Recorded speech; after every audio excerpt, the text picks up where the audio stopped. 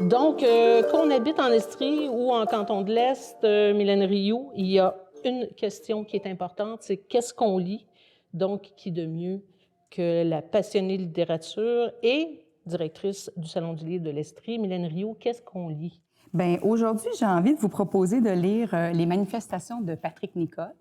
Patrick Nicole, qui est un auteur de l'Estrie. Alors, c'est pour ça, entre autres, que j'ai choisi son livre. Les manifestations, c'est un long roman, comme on peut le constater, qui est très difficile à résumer, parce qu'en fait, c'est plutôt un enchevêtrement de tableaux. Dans ce livre-là, on va suivre l'histoire de Paul. Paul qui travaille à la Société d'histoire de Sherbrooke. Paul, qui est dans une période de sa vie un peu difficile, il vit une crise amoureuse, sa femme le laisse, il y a sa mère qui vit en résidence, qui vieillit, qui dépérit aussi, et il y a sa jeune fille qui est obsédée par la maladie, qui est hypocondriaque, et qui vit une vie en parallèle à regarder mourir une jeune fille en direct sur le web.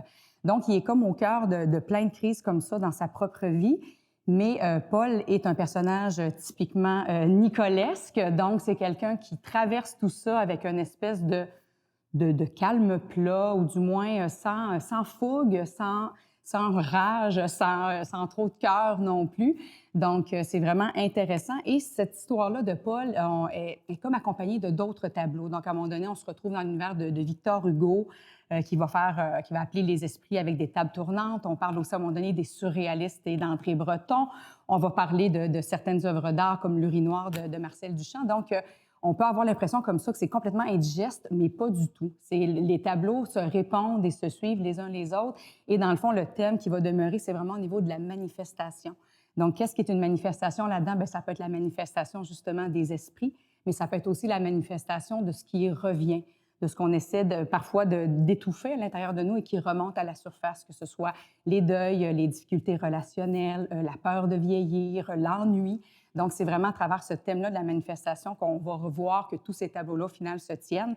Et c'est tellement bien écrit qu'on passe d'un tableau à l'autre avec juste un très, très grand bonheur.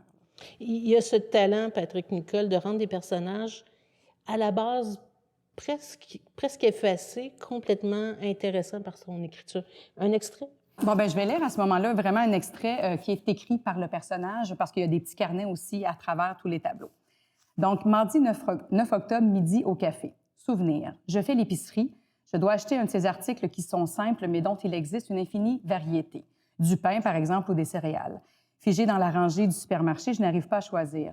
Je devrais me rappeler, pourtant, savoir quelle marque, quelle saveur, quel emballage se retrouve habituellement dans ma cuisine. Non, je ne sais pas. Comment puis-je être aussi distrait, aussi ignorant des détails de la vie quotidienne?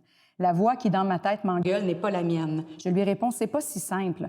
Pour les céréales, il y a toujours une demi-douzaine de boîtes différentes dans les armoires, et pour le pain, c'est pire. Tout à coup, l'éventualité que je mette la main sur le bon article m'apparaît hautement improbable.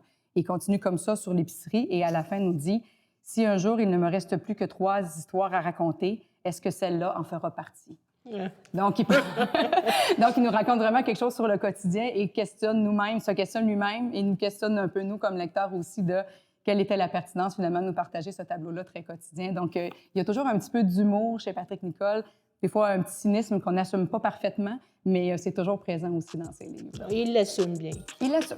Mylène Rioux, merci. Merci. Tu reviens quand tu veux.